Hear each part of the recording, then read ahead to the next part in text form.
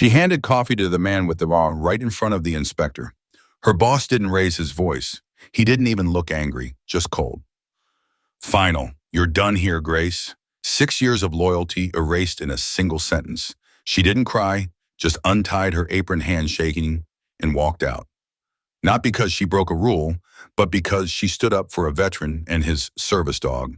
What Grace didn't know was that someone filmed the whole thing, and before the cafe's morning rush was over, the ground began to shake. 4 military Humvees rolled into the lot. Out stepped a Marine colonel in full-dress blues, a man who once owed his life to the very veterans she protected. And in that moment, everything changed. Grace Donnelly wasn't the type of woman people noticed first, but she was the one they remembered longest. At 35, she managed the Mason Muga Cafe tucked on the edge of downtown Mason, Georgia, just a 15-minute drive from Fort Gringanger, one of the largest Marine installations in the Southeast. The town itself was like something out of a Norman Rockwell painting oak-lined sidewalks, American flags on every third porch, and a hardware store that hadn't changed its paint color since the Reagan administration. But inside the cafe, things felt different, warmer, more human. Grace made sure of that. She didn't run the cafe like a business. She ran it like a second home. The kind of place where someone could walk in after a long day or a long deployment and feel human again. The coffee wasn't anything fancy. No espresso martinis or complicated froth art. Just strong bruise-hot refills and handwritten notes stuck to the bulletin board behind the counter. But what set the Mason mug apart wasn't the coffee, it was Grace. She remembered names, birthdays, blackout dates for deployment. She knew who liked their eggs over hard and who hadn't touched coffee since they got back from Iraq. She made space for silence, especially the kind that came from veterans who carried more than just physical scars. And every Wednesday at 9 o'clock a.m. sharp, she hosted what had quietly become a town tradition, Heroes Hour. It started with just 3 of them. Her father-in-law, Ben Donnelly, a retired Marine Corps drill instructor. Ralph, a Vietnam vet who rarely spoke but never missed a week. And Louisa, a former Army nurse with a laugh that echoed like wind chimes. Over time, the circle grew. Desert Storm, Iraq, Afghanistan. Veterans from every era found their way to her cafe, drawn less by the menu and more by the woman who ran it. Grace would always say the same thing before starting. This is a place to be seen, not fixed. To sit, not perform. And they'd shoulders easing as they sipped coffee and swapped stories. Some funny, some heavy, and some too painful to tell with words. She never spoke much about her own story, but everyone in town knew the outline. Her husband, Staff Sergeant Michael Donnelly, was killed in action 6 years earlier in Helmand Province, Afghanistan. His photograph hung on the wall above the register, not in uniform, but in jeans and a flannel, holding a mug of coffee outside the cafe's front door. It was taken 2 weeks before his final deployment. He never came home. Grace never remarried, never even hinted at it. She'd poured her grief into the cafe, not to escape it, but to build something out of it, something that mattered. People loved her for it, but more than that, they respected her. Veterans called her ma'am without irony. Teens held the door for her without being told. Even the mayor stopped by once a month just to thank her for holding the town together better than most institutions. But for Grace, it was never about recognition. It was about the mission. The quiet one, the one that didn't come with medals, but mattered just as much. Every time she poured a cup of coffee for a vet too anxious to sit in a crowded room. Every time she walked out from behind the counter to check if someone was okay after staring too long out the window. Every time she let a dog curl up under a table without asking questions. It wasn't a rule book she followed. It was instinct. It was love. And that Wednesday morning, the one where everything changed, started like all the others. The bell over the door jingled softly.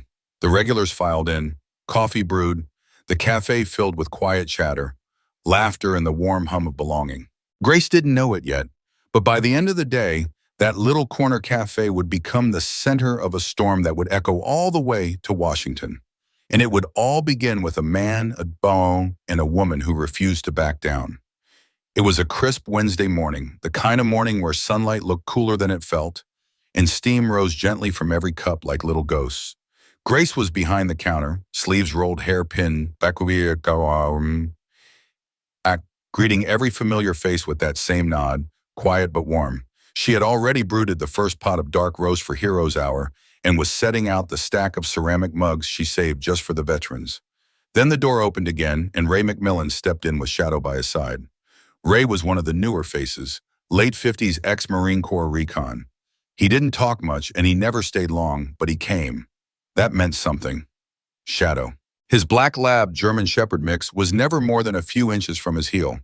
The dog wore a bright red vest with bold white lettering, "Service Dog, Do Not Pet." Grace gave Ray a little wave. "Table by the windows open," she said, smiling. He nodded, murmured a thanks, and guided Shadow to the far corner. Then the air shifted. The front door swung open with a brisk whoosh, and in walked a man in a navy blazer, neatly pressed slacks, and an expression that seemed allergic to joy. He carried a clipboard like it was a badge of honor. His name tag read, "Logan Prescott, State Health Inspector." Grace hadn't been expecting a visit. She greeted him politely. "Can I help you find something?" she asked. "An inspection," he said flatly. Unannounced. He moved through the space with surgical detachment, tapping on metal surfaces, checking labels, pulling open refrigerator doors. And then he saw the dog. He stopped mid-step like he'd walked into a wall. "That animal," he said loudly, pointing towards Shadow, "is in violation of state health code. No animals permitted where food is served." Heads turned. Conversations went quiet. Grace stepped out from behind the counter, careful not to raise her voice. "He's a registered service dog," she said calmly. "Aiden law permits his presence here." Prescott frowned, scanning the room like he was looking for backup. "I don't care what vest he's wearing," he snapped. "Animals carry dander, saliva, hair. This is a food hazard. Unless you want this cafe shut down, that dog goes." Ray stiffened in his chair, his hand gripping the coffee cup like it might fall. Shadow didn't move. He simply looked up at Ray and waited. The room fell into silence. Grace took a slow breath and said the words she knew she couldn't take back. "I won't ask a veteran to leave, and I won't ask his service dog to leave either. You're welcome to write your report, but you'll do it knowing you tried to humiliate a man who served this country in front of the very people he served to protect." Prescott's jaw clenched. From across the cafe now, someone muttered, "Damn right."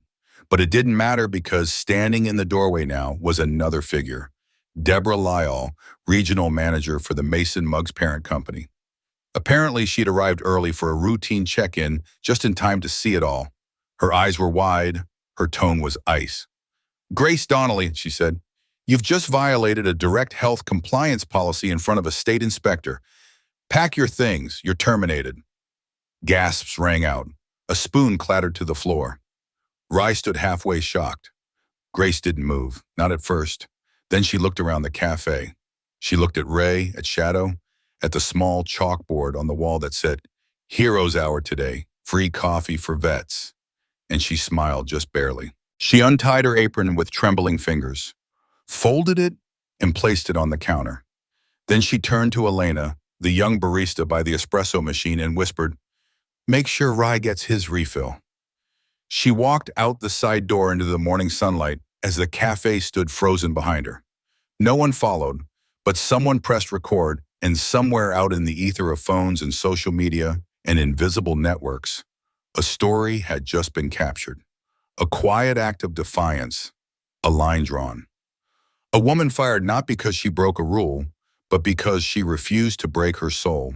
And far away in an office filled with military photos and brass nameplates, Colonel Richard Gaines got a phone call he wouldn't ignore. For 35 minutes, the Mason mug was silent. Customers whispered. Some left their coffee, half drunk.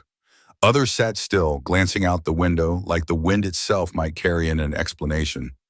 But Lena, the young barista Grace had trained, stayed at her post. Her hands trembled slightly as she poured Ray's second cup. "I didn't know what to say," she would later admit, "but I knew if I left that station, I'd be letting her down." Ray sat quietly at his table. He hadn't touched his cup since Grace left. Shadow lay curled at his feet, ears twitching, but still as if he sensed that something had broken in the room. And then it began. A low rumble, barely audible at first, like distant thunder rolling across Georgia hills. Chairs wobbled, coffee rippled. The cafe's windows began to hum. Customers stood and looked out. From the east end of Main Street, through the morning mist and maple-lined sidewalks, came four military Humvees tires growling against pavement. Their lights cut through the haze like search beams. The vehicles pulled into the lot in a slow, deliberate line, blocking the cafe's front. Doors opened in unison, and out stepped Colonel Richard Gaines, decorated, composed in full Marine Corps dress blues.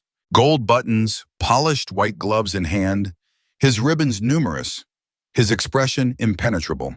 Behind him, 24 Marines followed in formation, their uniforms sharp, their presence unmistakable. They stood at attention on the sidewalk outside the cafe. Inside, no one moved. The inspector, Logan Prescott, stood frozen near the pastry case, his clipboard lowered, forgotten.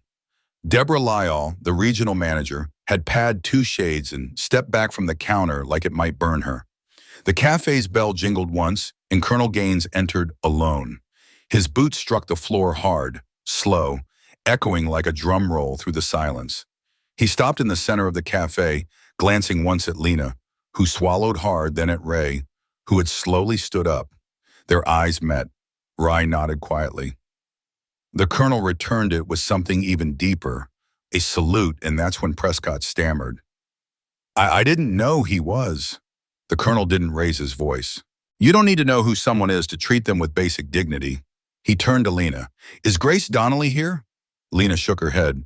She was fired for standing up for Mr. McMillan in shadow. Colonel Gaines turned, his jaw tightening. That woman once served the families of this base better than most agencies combined. She gave my men a place to breathe when they came home with no words. And she treated a decorated Marine with the respect this nation promised him and forgot. Ray cleared his throat, speaking for the first time. She didn't ask questions, he said quietly. She didn't flinch when I walked in with a daw. She just poured the coffee and gave me a place to sit. That was the first time in a long time I felt like a person again. A tear slipped down a woman's cheek near the register. Colonel Gaines nodded, then turned to the Marines waiting outside. He stepped toward the door, and with a simple motion, he raised his hand in signal. They filed an orderly, silent reverent. 2 Marines moved behind the counter and removed the corporate logo from the wall, folding the vinyl panel like a flag. Another replaced the chalkboard sign with a new one brought from their vehicle. It read in bold, white, hand-painted letters, "Welcome to Grace's house, where honor is served daily." When Deborah Lyall tried to interject, Colonel Gaines looked at her only once. You've made your decision, he said. Now we'll make ours. Then he stepped outside, phone in hand. A moment later, Lena's phone buzzed. She looked down, confused. It's a direct message from Fort Granger, she said. They've requested Grace report to base headquarters. Today, Ray let out a slow breath, eyes wide. Shadow stood. And in the cafe that once held coffee and comfort, something entirely new was brewing a reckoning. Grace sat in her truck on the edge of her driveway, keys in hand, but engine off. She'd been sitting there for 15 minutes, still in her cafe clothes, coffee-stained jeans, her favorite blue flannel, and shoes that had seen more spilled espresso than she cared to count. Grace stared out at the road, replaying the morning over and over again, fired in front of customers for doing the right thing. And now a message from the base. Colonel Gaines would like to meet at Fort Granger headquarters today. She didn't know what that meant. She didn't know if it was a good thing, but somehow, deep down, she felt a shift. Something larger than her life at the Mason Mug had just begun. Grace took a breath, turned the ignition, and headed down the familiar road she'd driven hundreds of times before. Only this time, she wasn't going to drop off muffins or coffee canisters. This time, she was going through the gates. Fort Granger stood like a city of disciplined, orderly roads, flag-lined avenues, the sound of cadence calls echoing in the background. Grace had been there as a military wife before, but now walking into the main administration building, she felt like an outsider again. Colonel Richard Gaines met her at the door. He wasn't in dress blues now, just a clean khaki uniform and a calm presence that could command a room with a glance. Grace, he said, extending his hand. Thank you for coming. She shook it firm, but unsure. Still not entirely sure why I'm here. Let me show you something. He led her down a hallway lined with portraits of past commanders, training maps, and commendation plaques. They stopped in front of a door labeled Veteran Transition and Wellness Initiative. Inside, the room was filled with folding chairs, whiteboards, and boxes of unused supplies. A few young staffers moved quietly in the corner, setting up therapy mats and moving donated equipment. "This is a pilot program," he explained. "We've been trying to get it off the ground for 2 years. Trouble is, it's hard to find someone who understands vets, not just from paperwork, but from the inside." Grace folded her arms. "I'm not a therapist. I don't have a degree in social work." "No," he said, "but you built a place where men and women with invisible wounds came to heal. You did more with coffee and kindness than some programs do with $1 million budget." She didn't answer right away. Colonel Gaines stepped closer, his tone softening. "You created a sanctuary without realizing it. What you did in that cafe. That was leadership. That was service." Then from the back room, a voice called out, "Is that her?" A young woman stepped out, mid-20s, long sleeves covering burn scars along her arms and jaw. Her name tag read Tiffany Rios. She walked slowly, a golden retriever puppy beside her wearing a red vest marked in training. "Hi," she said shyly. "I just wanted to say I saw the video of you and the dog and the guy. I haven't been to a coffee shop since I came home, but I think I could sit in a place you run." Grace blinked. The air in her chest shifted. Colonel Gaines smiled. "We'd like to offer you a position, not as a figurehead, not as a name on a brochure, but as the director of this center." Grace exhaled. "You're serious as a heart attack," he said. "You'd run the programs, build the space, shape the culture. You already know what works: community, routine, respect." She looked at Tiffany, now kneeling with her dog. She thought of Ray, of Shadow, of the dozens of men and women who'd found their way into the Mason mug, not for lattes, but for peace, and suddenly she knew. "I'll do it," she said quietly. The colonel nodded once. "Then let's get to work." That night, Grace stood alone in what would soon be the new heart of Fort Gercier's outreach efforts. The walls were bare, the floors still scuffed, but the air felt full of something sacred. She reached into her bag and took out an old photo. Michael, her husband, sitting outside the cafe, his boots up, smiling at her. She pinned it to the wall. No plaque, no frame, just memory and mission. Word spread faster than she imagined. By the end of the week, the Veteran Transition and Wellness Center at Fort Granger wasn't just another military initiative. It had become something alive. Veterans who hadn't stepped foot on base in years showed up. Young soldiers returned with hesitant spouses. Even the local newspaper, the Mason Herald, ran a full-page spread. From cafe to command, how Grace Donnelly is rebuilding trust one cup at a time. Grace didn't do anything flashy. She didn't bring in fancy speakers or consultants. She just did what she'd always done. She paid attention. She asked names and remembered them. She posted a whiteboard near the coffee pot that read, "Who needs a ride? Who needs a listener?" She let dogs curl up in corners of therapy rooms without a fuss. She kept that same handwritten notebook from the cafe and added new pages, one for every vet who walked through the door. Some days were quiet, some were hard, some were full of nothing but silence and refills. But something powerful was building a space where pain wasn't hidden and healing didn't need to be loud. Ray came often now. Shadow would walk straight to his favorite corner and lie down like he'd always belonged. Tiffany Rio showed up every Tuesday. She wasn't ready to speak in groups yet, but she'd begun sketching again images of teas, hands, and homecomings. And Lena, the young barista from the Mason mug, visited every Friday. She brought coffee, yes, but also laughter. And when Grace needed a second opinion on anything from wallpaper to website wording, Lena was the first to weigh in. But not everyone was thrilled. Some officials questioned why someone with no formal training was running a federal pilot program. Auditors arrived quietly, clipboards in hand, suits stiff with skepticism. They examined logs, asked probing questions, even tested the water filters on the coffee machine. At the end of their review, one inspector looked Grace dead in the eye and asked, "What certifications do you hold that qualify you to counsel veterans?" Grace didn't blink. "I don't have certifications," she said softly. "Just consistency and kindness." The inspector didn't respond, but he took notes. A week later, Grace received a formal notice. The Wellness Center was being reviewed for possible national model expansion.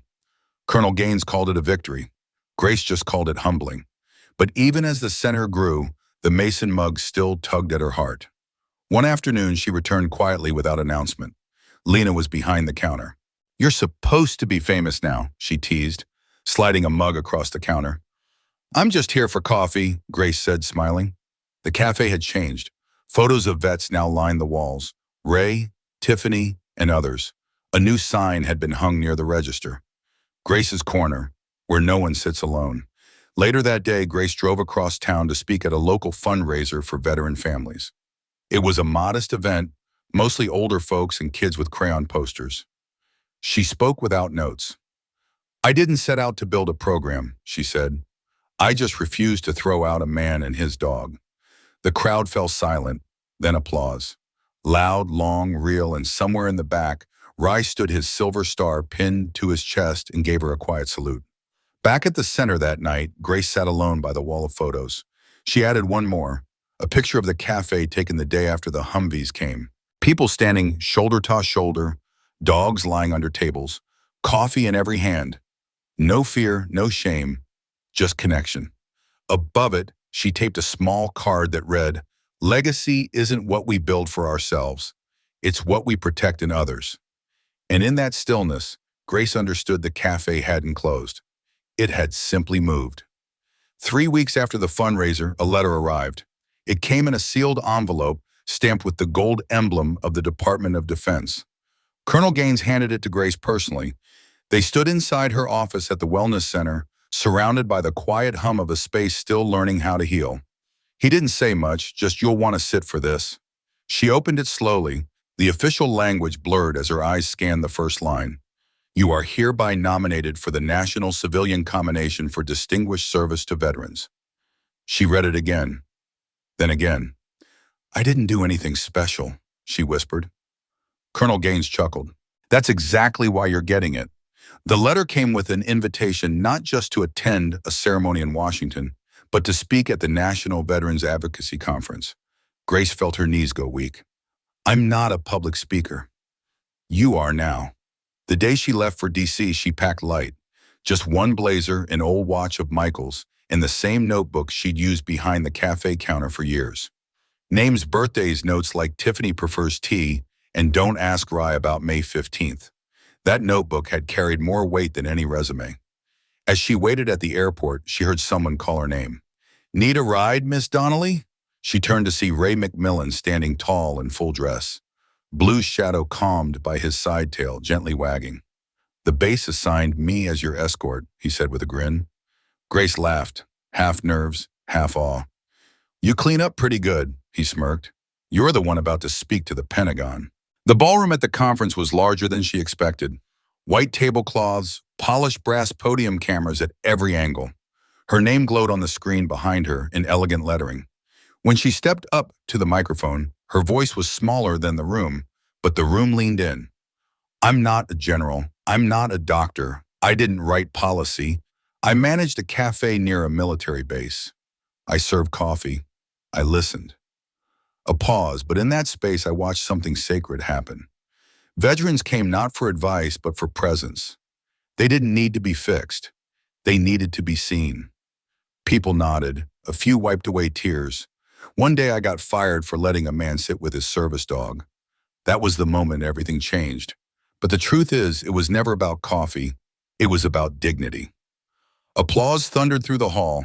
Ray stood in the back. He didn't cheer. He didn't clap. He just nodded like a soldier, hearing his orders finally clearly. Later that night, as the sun dipped behind the PTO AC, Grace stepped outside alone. She needed airspace silence. A man in a gray suit with a white beard approached. Quiet, kind eyes behind thin glasses. "You don't remember me, do you?" he asked. She studied his face. It stirred something. He pulled out an old photograph, grainy faded. Her Michael and the older man in uniform outside the cafe, long before her husband's last deployment. "You poured me a cup of coffee the day I got my medical discharge. You didn't say anything, you just smiled. It was the first time I felt like myself again." He held out the photo. "It's yours now." She took it with trembling fingers, words caught in her throat. Back home in Mason, the town held a welcome celebration. But Grace didn't go straight there. She returned to the wellness center. It was late quiet. A few veterans still lingered near the fire pit. She walked to the wall of photos, reached into her bag, and added one more.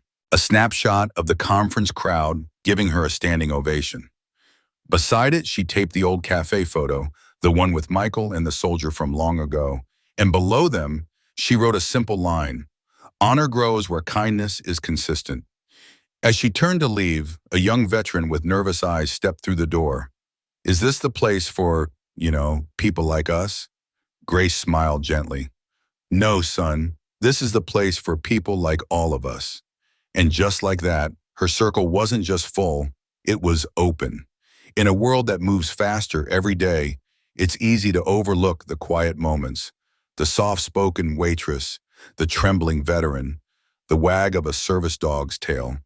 But sometimes those moments are the ones that shape us. Grace Donnelly didn't wear a uniform.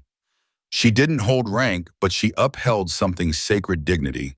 And in doing so, she reminded us all that honor isn't earned once it's defended daily. What happened at that small cafe in Mason, Georgia, may seem like a rare story, but maybe it shouldn't be. How many Graces have we walked past without noticing? How many veterans have we thanked only with words, not actions? In today's divided world, Grace's story asks us to pause, to ask ourselves, would I have stood up like she did? Have I ever kept quiet when I should have spoken up? We want to hear from you. Have you ever witnessed a quiet act of courage in your own life? Or maybe you've been on the receiving end of someone else's grace. Share your story in the comments below. Your experience could inspire someone else to do the right thing, even when it's hard. Thank you for spending time with us today. If this story moved you, please like, subscribe, and share it with someone who believes in quiet heroes.